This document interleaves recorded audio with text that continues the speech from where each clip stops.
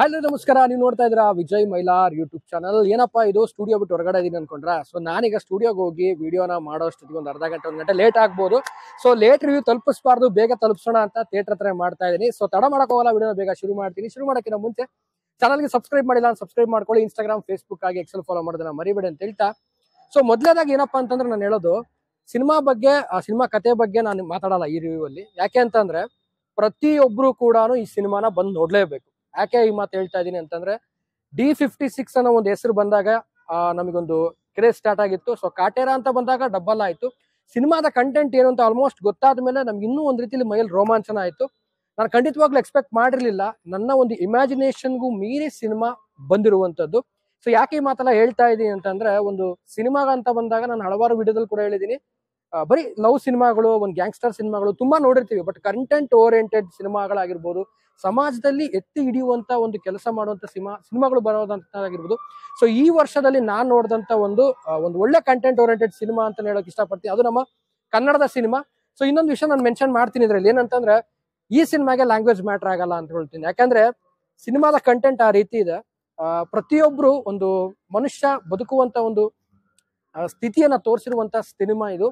And ರೈತರ ಬಗ್ಗೆ ಆಗಿರ್ಬೋದು, ಆಮೇಲೆ ನಮ್ಮ ಜಾತಿ, ನಾವೇನೀಗ ಹೊಡೆದಾಡ್ತೀವಿ, ನಮ್ದು ಆ ಜಾತಿ, ನಮ್ದು ಈ ಜಾತಿ ಅಂತ, ಸೊ ನಾವೆಲ್ಲ ಒಗ್ಗಟ್ಟಾಗ್ಬೇಕು ಅನ್ನುವಂಥದ್ದು. ಸೊ ಇದೆಲ್ಲ ನೋಡಿದಾಗ ನಿಜವಾಗ್ಲೂ ಕಣ್ಣೀರು ಬರುವಂತ ಕೆಲವೊಂದು ಸಿಚುವೇಶನ್ಸ್ಗಳು ಥಿಯೇಟರ್ ಅಲ್ಲಿ ಪ್ರತಿಯೊಬ್ರು ಕೂಡ ಕಣ್ಣೀರು ಹಾಕಿರುವಂತದ್ದು.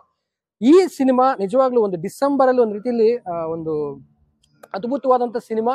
ಕನ್ನಡದ ಈ ಒಂದು ವರ್ಷದ ಅಂತ್ಯದ ಸಿನಿಮಾ ಅದ್ಭುತ ಸಿನಿಮಾ ಆಗುತ್ತೆ ಅಂತ ಹೇಳಕ್ ಇಷ್ಟಪಡ್ತೀನಿ. ಇದನ್ನ ಹೇಳ್ತೀನಿ ನಾನೀಗ. ದರ್ಶನ್ ಸರ್ ಈ ಸಿನಿಮಾ ಬಂದಾದ್ಮೇಲೆ ಅವಾರ್ಡ್ ಬರುತ್ತೆ ಅಂತ ಹೇಳಿದ್ರು.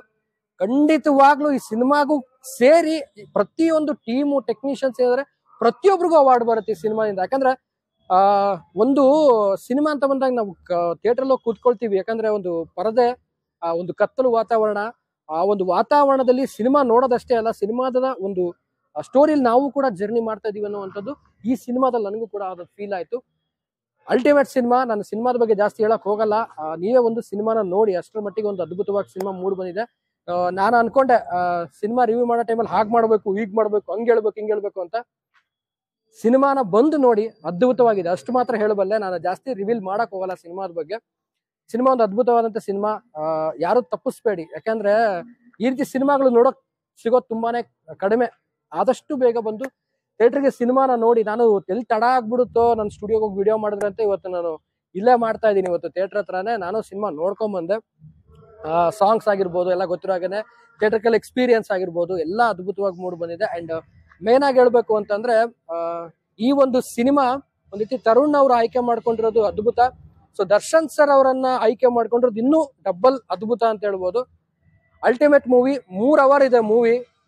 ಎಲ್ಲೂ ಕೂಡ ಒಂದು ಚೂರು ಕೂಡ ಲ್ಯಾಗ್ ಅನ್ಸಲ್ಲ.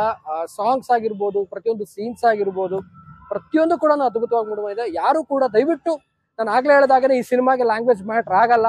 ಸೊ ಎಲ್ರು ಕೂಡ ಒಂದು ಸಿನಿಮಾನ ನೋಡಿ ಕಾಟೇರನ ಹರಿಸಿ ಹಾರೈಸಿ ಅಂತ ಹೇಳ್ತೀನಿ. ಸೊ ಯಾರೆಲ್ಲ ಈಗ ಆಲ್ಮೋಸ್ಟ್ ಈಗ ಕಾಟೇರ ಸಿನಿಮಾ ನೋಡಿದೀರಾ, ಸೊ ನಿಮ್ಗೆ ಏನ್ ಅನ್ನಿಸ್ತಾ ಅನ್ನೋದನ್ನ ಕಾಮೆಂಟ್ ಸೆಕ್ಷನ್ ನನಗೆ ಕಾಮೆಂಟ್ ಮಾಡಿ ತಿಳಿಸಿ ಅಂತ ಹೇಳ್ತಾ ವಿಡಿಯೋನ ಮುಗಿಸ್ತಾ ಇದೀನಿ. ಮುಗಿಸೋದಕ್ಕಿಂತ ಮುಂಚೆ ಚಾನಲ್ಗೆ ಸಬ್ಸ್ಕ್ರೈಬ್ ಮಾಡಿಲ್ಲ ಅಂತ ಸಬ್ಸ್ಕ್ರೈಬ್ ಮಾಡ್ಕೊಳ್ಳಿ. ಇನ್ಸ್ಟಾಗ್ರಾಮ್, ಫೇಸ್ಬುಕ್ ಹಾಗೆ ಎಕ್ಸೆಲ್ ಫಾಲೋ ಮಾಡೋದನ್ನ ಮರಿಬೇಡಿ ಅಂತ ಹೇಳ್ತಾ ಇವತ್ತಿನ ಈ ವಿಡಿಯೋನ ಮುಗಿಸ್ತಾ ಇದೀನಿ. ನಮಸ್ಕಾರ.